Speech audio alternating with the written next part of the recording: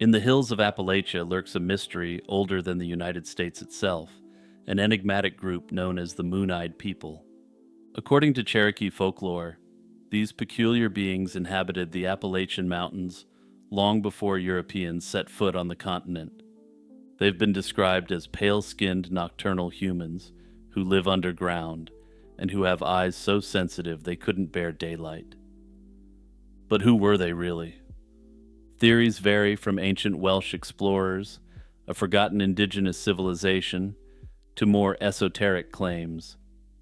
The legend of the Moon-Eyed People first emerged through Cherokee oral tradition and reached early settler ears by the 18th century. One of the earliest written accounts dates to 1797, when Benjamin Smith Barton, a scientist, attempted to document these oral traditions. He reported an unusual Cherokee story describing a strange people already living in the area when they arrived. These moon-eyed inhabitants, unable to see clearly by day, were eventually driven away by the Cherokee, who claimed their land. Another striking account came from Cherokee Chief Oconostota, documented by Tennessee's first governor, John Sevier, in 1782. Now, notably, I should mention that John Sevier generally had hostile relations with the Cherokee and led troops in numerous battles against Cherokee forces. That is to say, he may have been an unreliable narrator, and he may have had alternative reasons for attributing the following to this Cherokee chief. Oconostota vividly described mysterious quote-unquote white people who crossed the ocean long before Europeans officially arrived, leaving behind impressive stone structures. According to this narrative, the Cherokee strategically ambushed the Moon-Eyed People during a bright full moon when they couldn't properly see, and eliminated them. Modern theorists have suggested that this early recording of this oral tradition may have been twisted to suit the needs of those who wished to conquer the Cherokee and take their land. Evidence for this is circumstantial. However, it portrays the Cherokee as people who conquered the land from people who sound like they could conceivably be European descendants. Accordingly, this may have been used to shore up the idea that the land wasn't rightfully property of the Cherokee. This effectively reframes the narrative of conquest into the much more palatable idea of a reconquest of rightful lands. Over centuries, speculation about the Moon-Eyed People's identity has inspired a variety of theories. The most interesting theory points to medieval Welsh explorers led by Prince Madoc, who allegedly sailed to America around 1170, centuries before Columbus. Legends persist of blue-eyed Native Americans speaking an unintelligible tongue, fueling claims that the Moon-Eyed People were descendants of these lost colonists. At Georgia's Fort Mountain State Park, a plaque proudly attributes an ancient stone wall to Madoc's followers. To some, this has cemented the Welsh narrative, despite the lack of solid archaeological evidence. Others have speculated they're the descendants of Norse colonists from Vinland or Greenland. Despite the Norse actually having been in America prior to Columbus, this theory hasn't attracted much attention. A more historically grounded theory suggests the Moon-Eyed People were remnants of earlier indigenous cultures, such as the Adena or Hopewell mound builders. Cherokee stories might reflect real memories of encountering ancient civilizations that had previously inhabited Appalachia, constructing mounds and stone forts. Over generations, these encounters evolved into mythic tales of fair-skinned predecessors. Some have speculated that this element, where the Moon-Eyed People are described as looking vaguely European, developed after their arrival on the continent. Interestingly, according to this theory, the Cherokee may have heard about Europeans long prior to actually meeting any, and worked their appearance into a pre-existing myth. Another theory is that the Cherokee references to Moon-Eyed People described early European miners, quote-unquote, living underground and emerging primarily at night. And when you think about it for a moment, it actually makes a lot of sense. Seeing hunched over people with unfamiliar hair, eye, and skin colors emerging from the ground at dusk may have been the genesis of this legend. These individuals would have also needed some time to adjust to normal light after a day down in the mine, contributing to the idea that their eyes couldn't handle natural light. Socrates of Athens is one of history's most famous philosophers, yet a debate persists over whether he was a real individual, a literary device, or something in between. To tip my hand a bit, by the end of this portion of the video, you'll at least appreciate my position as to why Socrates was definitely both a real person and a literary device. Unlike other prominent ancient Greek thinkers, Socrates wrote nothing himself. Everything we know of his life and ideas comes secondhand from the works of others, chiefly his students Plato and Xenophon, and the playwright Aristophanes, who satirized him. This lack of direct writings has led some to wonder if Socrates was merely a character created by Aristophanes and taken up by other writers. The majority of scholars firmly believe that Socrates was a genuine historical figure, not a fictional character, and let me show you why. However, somewhat paradoxically, this doesn't really answer the question as to whether Socrates was a literary device or not. The evidence for his existence is substantial. Multiple contemporary sources from the 5th century BC in Athens refer to Socrates as a well-known citizen, and their reports on him have a great degree of commonalities. Plato, Socrates' most famous student, makes Socrates the central character in almost all of his philosophical dialogues. Plato's works Apology, Crito, Phaedo, Symposium, and many others depict Socrates conversing in Athens on ethics, justice, and knowledge. These dialogues include many realistic details of Athenian society, suggesting Plato was writing about a real mentor he knew in youth.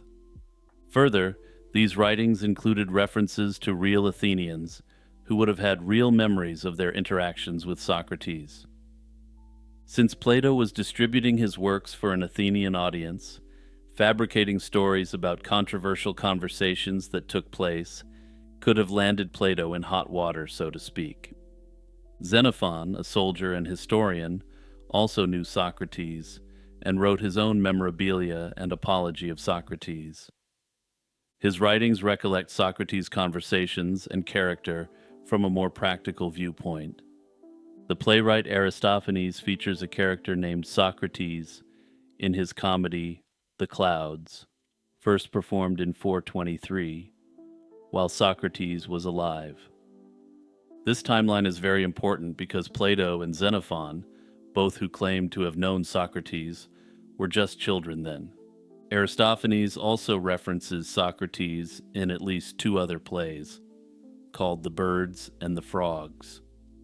Historians agree that it's highly unlikely Aristophanes would satirize a non-existent person in front of an Athenian audience that included Socrates' contemporaries. Beyond these 3 major sources, at least 4 other comic poets of the time poked fun at Socrates in fragments of their plays. Further, records of Athenian orators indicate that he was mentioned in contemporary speeches. Even Plato's student Aristotle, born 15 years after Socrates' death, refers to Socrates in his writings. Notably, Aristotle distinguished Socrates' ideas from Plato's innovations, though I'll come back to that in a moment. Such widespread mention across different authors is extremely strong proof of Socrates' historical existence, beyond what we have for most historical figures of the era. Despite this, a minority of scholars do still maintain that there's a chance he was just a well-established literary device that everyone took to mentioning. All the historical accounts consistently place Socrates in 5th century Athens, interacting with well-known figures. They describe common biographical details for the man. Socrates was the son of a stonemason, served as a hoplite in the Peloponnesian War, and later faced trial and execution in 399 on charges of impiety and corrupting the youth. Even small details of Socrates' personality are well known. For instance, all the sources universally agree that he was physically strong and robust, despite his intellectual bent. Notably, Socrates' trial is reported by both Plato and Xenophon as a matter of historical record. This famous event, Socrates being sentenced to drink hemlock poison by the Athenian court, couldn't have been invented wholesale without contemporary Athenians objecting.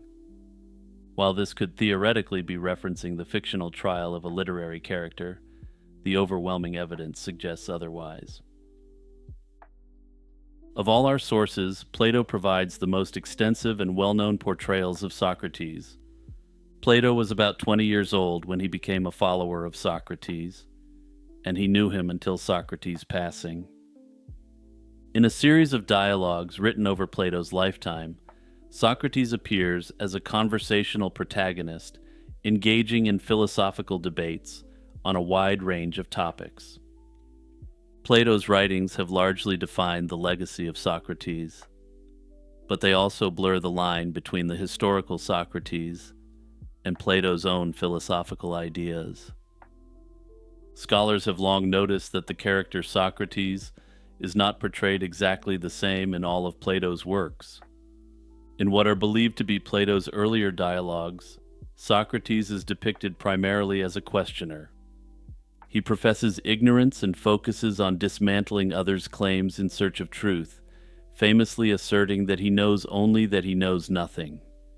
These early accounts likely capture aspects of the real Socratic method, the way Socrates actually taught by probing others with questions rather than lecturing. This also potentially aligns with the satirical portrayal of him in Athenian society. Simply put, a lot of people likely found his method of inquiry extremely annoying, though not ineffective. However, in Plato's later dialogues, Socrates' role shifts. He delivers doctrines about metaphysics, politics, and ethics, which go far beyond the skeptical, question-only Socrates of the earlier dialogues. For example, in the Republic, Socrates describes a vision of a utopian society and its laws, a far cry from the Socrates who, in earlier conversations, claimed to have no wisdom of his own. This stark change has led many readers, including ancient ones like Aristotle, to suspect that in the later works, Plato was using Socrates as a mouthpiece for Plato's own philosophical theories. Aristotle, who didn't meet Socrates, explicitly attributes many doctrines Plato put in Socrates' mouth to Plato, not to Socrates, indicating that such ideas were not part of Socrates' original teaching. Also, importantly, Aristotle, in his writings, referred to, quote, the Socrates, which is believed to refer to the actual historical Socrates described in Plato's early writings.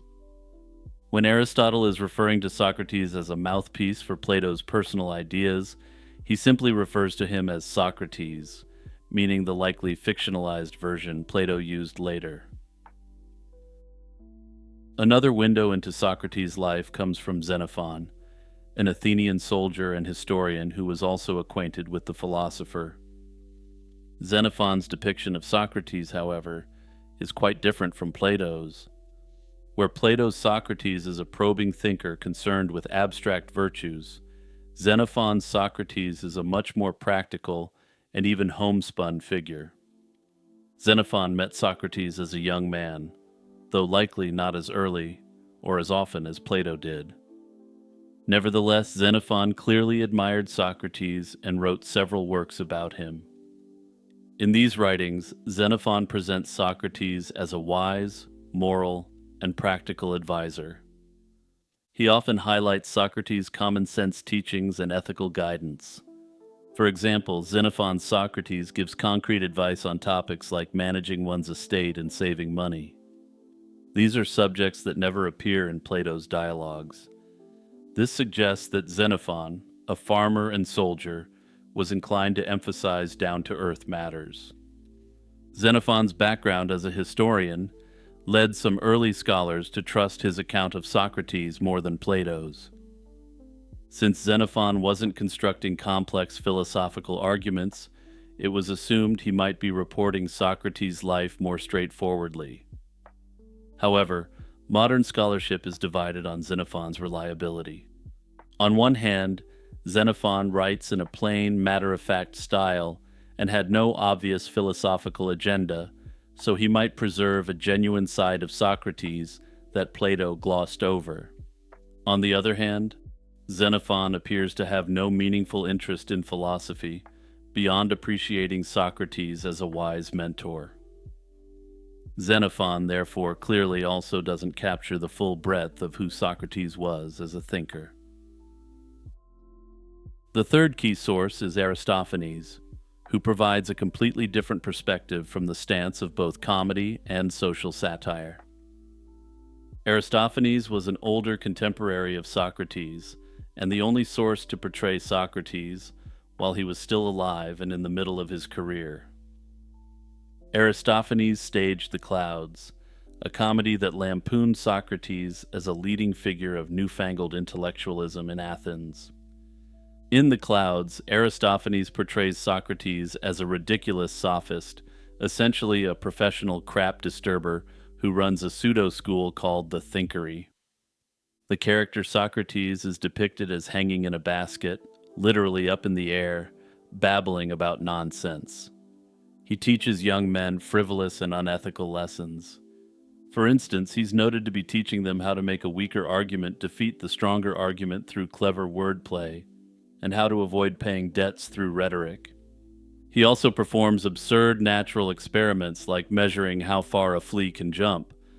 This comedic caricature is likely exaggerated for comic effect, but for the satire to actually work, it can't have been a totally off-base characterization of Socrates. And given that he was sentenced to drink hemlock for corrupting the youth about 2.5 decades later, there's good reason to think the play had a strong basis in truth. That said, some scholars have suggested that the Socrates presented is an amalgamation of a number of popular philosophers from the period into a single character. Under this theory, Socrates was likely chosen to be the representative figure simply because he had the most interesting personality of them all. Piecing together the real Socrates from these divergent portrayals is challenging, but not impossible, since these accounts contain some commonalities. All sources agree Socrates attracted the attention of Athens' youth and conversed widely. To put it simply, the real Socrates was almost certainly a very charismatic man who strongly threatened the existing social order. He encouraged the youth to question everything they were taught by his elders, which ended up being the death of him, quite literally. Socrates was almost certainly considered eccentric by Athenian standards. The sources concur that he paid little attention to material wealth, appearance, or political ambition. He often strolled around barefoot, wearing shabby clothes, despite being quite well off. So that brings us back to the initial question: where do we stand on who Socrates actually was, and was he an actual person?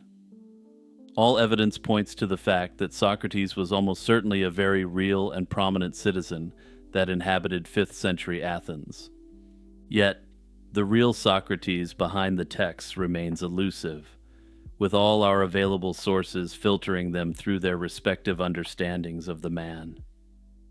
Personally, I trust Xenophon's account most of all, since he didn't have much of an agenda beyond portraying someone he admired in a good light. On the other hand, many of Plato's accounts of Socrates appear to be simply adding him as a literary device to give more weight to an idea Plato likes. Aristophanes' account serves a different, yet important purpose.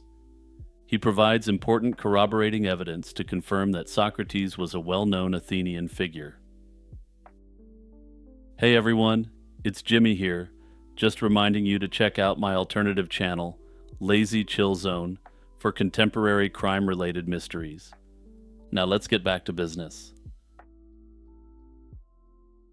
Late on February 28, 1986, Swedish Prime Minister Olof Palme left a Stockholm movie theater with his wife Lisbeth after a spontaneous night out with their son and his girlfriend. Palma had no security detail with him. He had declined a bodyguard that evening, which was not unusual for his private outings. As the couple walked home, a man came up behind them and fired 2 shots at close range. One bullet struck Palma in the back, fatally severing his carotid artery, and the second narrowly missed Lisbeth. Bystanders rushed to help as the perpetrator fled into the darkness. An ambulance brought Palma to the hospital, but just after midnight he was pronounced dead. The shocking slaying of a national leader on a public street left Sweden in disbelief and immediately raised the urgent question of who was responsible and why. Olof Palme was not a typical head of government. He was a charismatic social democratic leader and an outspoken internationalist who had led Sweden on and off since the 1960s. Palme's candid criticism of the regime in South Africa and his anti-colonial views earned him as many enemies as admirers. At home and abroad, conservatives reviled him, and some even spread rumors he was a secret KGB agent, while others hailed him as a champion of human rights. This divisiveness meant there was no shortage of potential foes. The immediate police response to Palme's attack was plagued by mistakes that would haunt the case. Crucially, officers failed to promptly seal off the crime scene, allowing bystanders to walk through and possibly destroy evidence.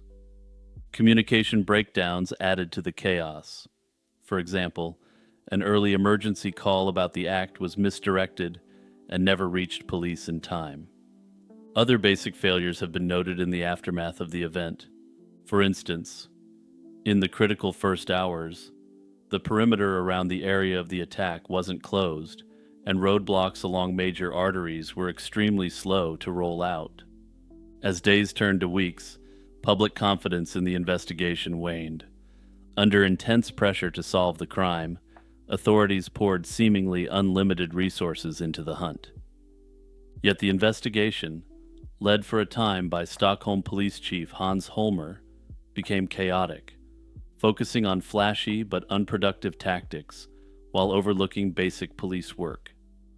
For instance, Holmer held frequent press conferences of questionable value and even deployed military fighter jets to scour the city for the weapon.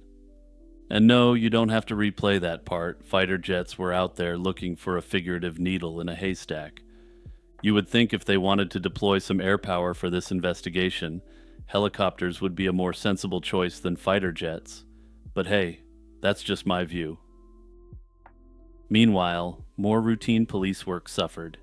One veteran journalist noted that officers messed up routine tasks and failed to properly follow up on critical evidence in the early days. Perhaps the biggest blow to the case came in 1989, when prosecutors did manage to convict a suspect, only to have the verdict overturned due to serious police errors. One of the earliest and most persistent theories is that Palme was slain by a lone individual acting independently, rather than as part of a wider effort. The chief embodiment of this theory is Christer Peterson, a petty criminal who became the prime suspect in the late 1980s. Peterson was a local substance user and alcoholic with a history of extreme violence. And I'm not exaggerating here when I say extreme violence. He had already been in prison once for ending another life. In December 1988, nearly 3 years after the slaying, police arrested him after Palme's widow picked him out of a lineup as the man who committed the act. The following year, Peterson was convicted of the crime, seemingly providing closure to the case. However, the conviction was soon overturned by a higher court. The appeals court ruled that the evidence was insufficient and unreliable. Investigators had never produced the alleged weapon, and Peterson's motive for attacking Palme was unclear, but these were comparatively minor issues. Crucially, police had mishandled the lineup by tipping off Lisbeth Palme that the suspect had a severe drinking problem. Notably, Peterson appeared extremely disheveled while all the other men were well put together in comparison. She chose Peterson explicitly on the basis that he was the one who appeared to have a drinking problem and not entirely based on her own recollection. Notably, after being acquitted, Peterson reportedly boasted to his friends that he actually committed the crime. However, there's no evidence to suggest he did, and all evidence suggests that he was simply an extremely violent individual with a loose connection to reality. Another version of the lone wolf theory gained traction in recent years, focusing on a man who was at the scene but long overlooked as a suspect. Stig Engstrom was among the bystanders on the scene, and he built up something of a media profile in the years following the event. Engstrom openly disliked Palma's left-leaning politics and had significant weapons training from his military service. Decades after the crime, journalists and investigators pieced together inconsistencies in Engstrom's story. Multiple witnesses had described a man fleeing the scene who strongly resembled Engstrom, yet Engstrom himself claimed he stayed and tried to help. He gave statements about his movements that night which did not match known timelines, and he seemed oddly eager to insert himself into the media narrative of the crime. In a dramatic press conference 34 years after Palma's death, the chief prosecutor named Stig Engstrom as the prime suspect and formally closed the investigation.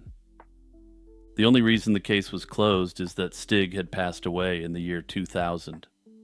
Officials conceded that there was no direct evidence tying him to the act, but they argued that the accumulated clues pointed to Engstrom and no other suspect. This announcement was met with mixed reactions. While some observers felt the mystery had at last been solved, others criticized the conclusion as speculative and unfulfilling. In viewing the evidence, I understand why so many in Sweden were left empty with this announcement. There was no hard evidence whatsoever indicating he actually did it. It looks as though he could have been an individual who just wanted to insert himself into a high-profile police investigation. Anyway, I'll come back to this in a moment, after I discuss some of the other theories of the case. Another leading theory stretches far beyond Sweden's borders, pointing the finger at the South African Intelligence Service. Stunning allegations to this effect emerged in 1996, when a former South African police officer testified in court that his country's security forces were behind Palma's attack. He named a variety of known South African spies and mercenaries as being in on the job. Olof Palme was a vocal opponent of South Africa's regime. Just a week before his death, he had given a fiery speech condemning their system of governance and declaring it had to be abolished. Swedish investigators flew to South Africa to follow up on these leads. They interviewed witnesses and suspects, but ultimately found no evidence to substantiate any of the claims. The government had fallen by then, and no official records ever tied South African intelligence definitively to the crime. Despite the lack of evidence, a former head of Swedish intelligence went on the record indicating that forces within South African intelligence were his top suspects in the crime. Among the more disturbing theories are those that suggest the act was an inside job carried out or covered up by figures within Sweden's own police or security services. Given the errors in the investigation, some have wondered if malice, and not just incompetence, played a role in the failure to catch the perpetrator. This line of speculation usually points to Palma's domestic enemies. Palma had aroused intense hatred from certain circles in Sweden, including some elements within the police and military due to his liberal policies. Another theory suggests that, as improbable as it may sound, the entire event was simply a random act of violence. Notably, Palma was out and about without a security detail, and it's been suggested that the perpetrator may have simply targeted him at random. While this sounds improbable, it's technically a possibility as well. Almost 40 years later, the authorities are no closer to solving the events of February 28, 1986. Personally, I suspect that due to the police mishandling of the initial investigation, we'll never get a clear resolution to the case. The police announcing that Stig Engstrom was likely the perp, and then closing out the case, feels to me like an attempt at saving face by the Swedish police. I don't understand how they could say with such certainty that they had enough evidence to close the case based on the evidence they presented publicly. I suspect that if Stig were alive, there wouldn't have even been enough evidence to convict him based on the very weak circumstantial case presented.